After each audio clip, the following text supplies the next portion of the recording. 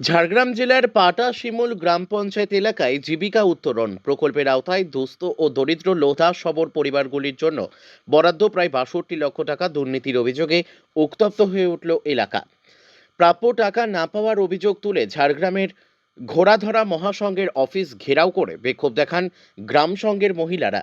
অভিযোগ, পাটা শিমুল গ্রাম পঞ্চায়েতের অন্তর্গত মোহনপুর, লোহামোল্লা ও মন্টিপা এই তিনটি গ্রামের একাধিক দুস্থ ও দরিদ্র লোধা সবর পরিবার এখনো পর্যন্ত তাদের প্রাপ্য টাকা পাননি। টাকা কোথায় গেল সেই প্রশ্ন তুলেই আগেও ব্লক প্রশাসনের দ্বারস্থ হয়েছিলেন গ্রামবাসীরা। গত 24শে নভেম্বর ঝাড়গ্রামের বিডিওর কাছেও লিখিত আবেদন জমা দেওয়া হয়। গ্রামবাসীদের দাবি, সংঘের মাধ্যমে টাকা দেওয়ার কথা বলা হলেও আজও সেই টাকা তাদের হাতে পৌঁছায়নি। অভিযোগ উঠেছে, দায়িত্বপ্রাপ্ত সম্পাদিকা মধুমিতা পরিহারী ও কোষাধ্যক্ষ নির্মলা মাহাতো টাকা আত্মসাৎ করেছেন। এ বিষয়ে ঝাড়গ্রাম ব্লক মহাসংঘের প্রধান মধুমিতা পরিহারী সংবাদ মাধ্যমকে জানান, পাটা শিমুল গ্রাম পঞ্চায়েতের ওই টাকা সংঘের কাছেই খরচ হয়েছে এবং শীঘ্রই টাকা ফেরত দেওয়া হবে। তবে পাটা শিমুল নবজাগরণ সংঘের মহিলারা এই দাবি অস্বীকার করে সরাসরি দুর্নীতির অভিযোগ তোলেন। তাদের দাবি, পশুপালন ও সংঘের নামে বরাদ্দ টাকা তুলে আত্মসাৎ করা হয়েছে। এই অভিযোগকে সামনে রেখেই এদিন ঝাড়গ্রাম মহাসংঘের অফিস ঘেরাও করে বিক্ষোভ দেখান গ্রামের মহিলারা। ঝাড়গ্রাম থেকে অরূপ ঘোষের রিপোর্ট, বিগ নিউজ বাংলা। কি নাম আপনার? বালিকা সভা। কি অভিযোগ আপনাদের? আমাদের অভিযোগ, ওই টাকা দেওয়া হয়নি। মধুমিতা আর নির্মলা টাকা তুলে নিয়েছে আমাদের মহাসংঘ থেকে, সংঘ, ওই সংঘ থেকে টাকাটা তুলে নেওয়া হয়েছে। আমরা এসেছিলাম এখানকে অভিযোগ জানাতে এসেছিলাম, জানিয়ে গেছি। তখন আমাদেরকে ওরা বলল যে তোমাদের টাকা পাঠিয়ে দেবে। তো তখন জিজ্ঞাসা করা হচ্ছে, বলছে না, টাকা দেওয়া হয়নি।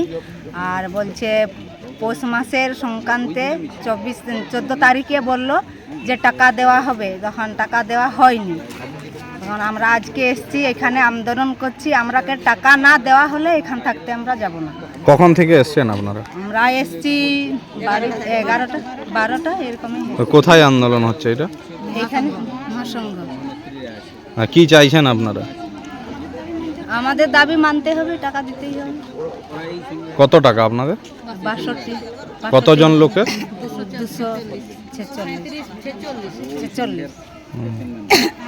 আর ওই টাকা তো তোলা উচিত ছিল না। সরকারে সবদেরকে দিয়েছিল টাকাগুলা, ও টাকাগুলা তুলে ওই কোথায় কোথায় ফ্ল্যাট বানিয়েছে, টাকা তো তোলা উচিত ছিল না। কি বলছে তাহলে এখন? এখন বলছে কালকে তোমরাকে নিয়ে যাব ওইখানে, আমাদের ওইখানে মোহনপুরে ব্যাংকে আছে, ওইখানে বলছে টাকা নিয়ে যে গাড়িতে যাব, গাড়িতে গিয়ে টাকা তুলে আপনাদের পাসবইয়ে সবার টাকা পাঠিয়ে দেব।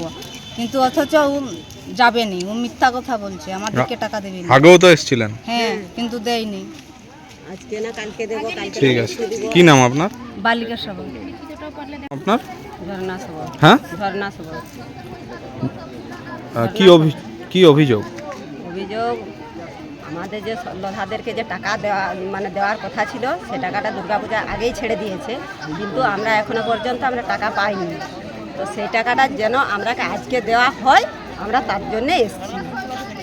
কারা দেয়নি টাকাটা? এটা মধুমিতা আর নির্মলা। কত টাকা? 62 লক্ষ টাকা। কতজনের আপনাদের? বহুজন, 246 জন। আচ্ছা আচ্ছা।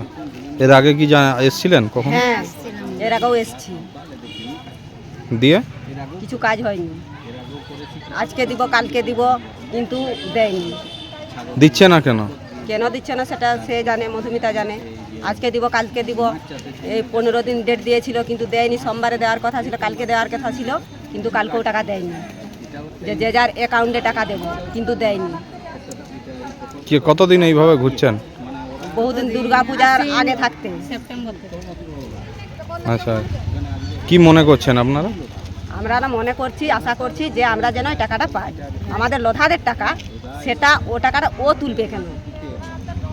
সরকার তো লোধাদেরকে দিয়েছে, সেটা কি মধুমিতাকে দিয়েছে টাকাটা খরচা করার জন্য, যে ওর জামাইকে ফ্ল্যাট বানানোর জন্য? সেটা ও বলুক যে না, এই টাকাটা সরকার দিয়েছে আমাকে, আমি জামাইকে ফ্ল্যাট বানাই।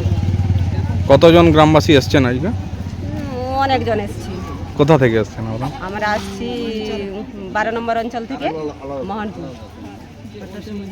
কি নাম আপনার? আমার নাম ঝর্ণা সেবক।